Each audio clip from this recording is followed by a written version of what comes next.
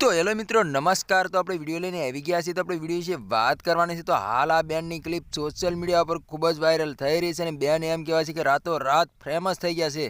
તો આની પાછળનું કારણ શું છે આપણે આ વિડીયોમાં જણાવવાના છે દોસ્તો। પણ એ પહેલાં તમે નવા હોય તો મારી ચેનલ સબસ્ક્રાઈબર કરી લેજો, તેથી કરી આવા વિડીયો તમારા માટે લાવતો હોઉં છું દોસ્તો।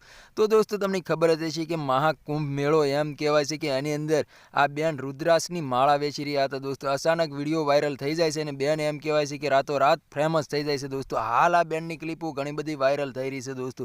તો આ બેન્ડમાં તો એવું શું છે તો રાતોરાત વાયરલ થઈ ગયા છે દોસ્તો। તો આ બેન્ડની જે આંખો છે, આંખો એટલી નશીલી છે કે વાત જ ના પૂછો દોસ્તો। આ એમ કહેવાય છે કે લાખો લોકોના દિલ જીતી લીધા છે આ બેને, અને મોટા મોટા કલાકારો પણ આ બેનને મળવા આવ્યા હતા દોસ્તો। અને ગીતાબેન રબારીએ પણ કીધું છે કે તમે ખૂબ આગળ વધો। હાલ અત્યારે આ બેન્ડની ક્લિપો અને વિડીયો વાયરલ ખૂબ જ થઈ રહ્યા છે દોસ્તો।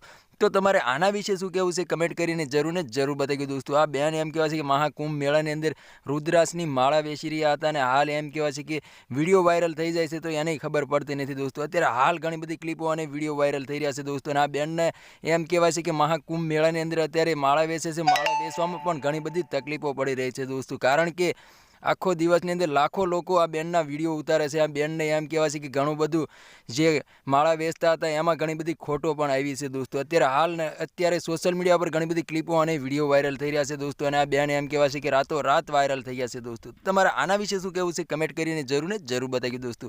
તો આ તો આજનો વિડીયો ગમે લાઈક શેર જરૂર કરી, ફરી બીજા વિડીયો મળી, તબ તક કે लिए जय हिंद जय भारत। મળે એકવાર બીજા વિડીયોમાં, તબ તક કે लिए બાય બાય।